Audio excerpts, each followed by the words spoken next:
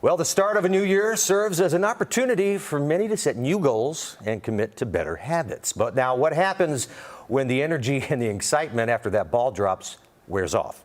And also how many New Year's resolutions fail to come to fruition, right? Right. So Dr. Jad is joining us now in the studio to help us stay strong with our New Year's resolutions throughout the whole year. Hi, Dr. Jad. Hey, Happy New Year. Hey, what's up, Nat? Happy New Year. Happy New Year. Happy New Year. Okay, so Forbes did a poll on New Year's resolutions, and the most commonly selected resolution for 2024 was fitness. No surprises here, right? No. None at all. None at all.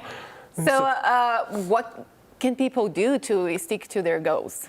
Yeah, absolutely. So fitness, like Forbes points out, winds up the most common and the most failed goal that people have. So a couple things is just being realistic with yourself.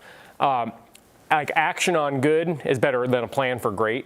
So a lot of the problem is people are just setting a goal that's too lofty for their current circumstances. Whenever you're going to set a goal or a resolution, you always have to kind of weigh the cost and weigh the cost first, so that it's much better to err on the side of not quite shooting for enough and surpassing your goal than putting it too high, because what happens is you kind of get in this habit of failing yourself. And it's just like if you have a partner or anyone else, if you're consistently lying to them, they stop trusting you. You stop trusting you when you consistently lie to you. Don't lie to yourself. Don't lie to yourself. Okay, all right. Yeah, that makes more sense. Now, that Forbes survey also had other things in common, too. So it was improved fitness. That was about 48%. Yep. Improved finances, 38%. Well, I want more money. Yeah. Mental health, actually third. It was 36%. Yeah. And then, of course, losing weight, improved diet, all of that moving on. So now, again, the fitness on top. Where do you have to go to be able to stick to that goal?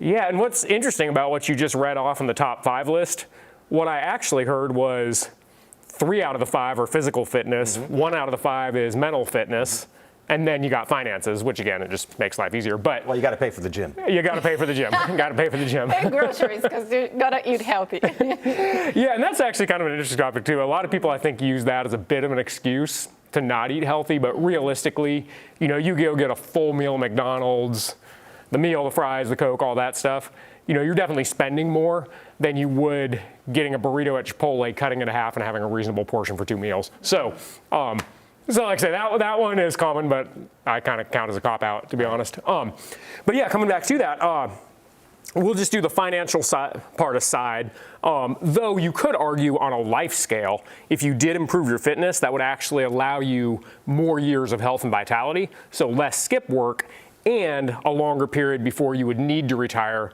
or maybe have the desire to retire from decreased energy. So it kind of ties in. Then when we talk about mental health, there are study after study after study, you can just go to Google Scholar, on the connection between physical health and mental health. And that makes complete sense. When you've been on a good little stretch of diet and exercise and you look yourself in the mirror, you're happy, you're confident.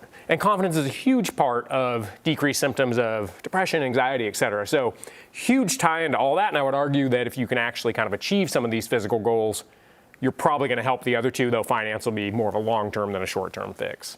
It's a pathway on the way up. Yeah. Yep. Yeah, interesting. Okay, so again, going back to the poll, the average resolution lasts just about 3.74 months. That's liberal.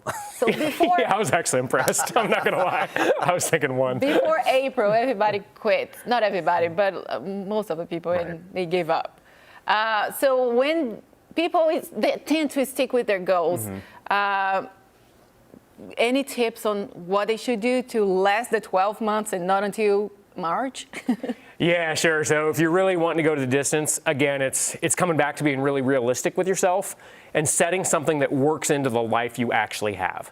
Sometimes people are kind of in longer term things like a year, they're thinking of this idyllic situation where, oh yeah, I can get to the gym 90 minutes a day, But realistically, if the rest of your life hasn't changed much, maybe planning for a 20 to 30 minute workout time period is just much more realistic. Again, it's that consistency that matters. So underdoing it a bit, but sticking to it, you will get drastically more results. Other things from a dietary standpoint is just setting yourself up for success. So if your goal is to eat less junk food, where that starts is the grocery store.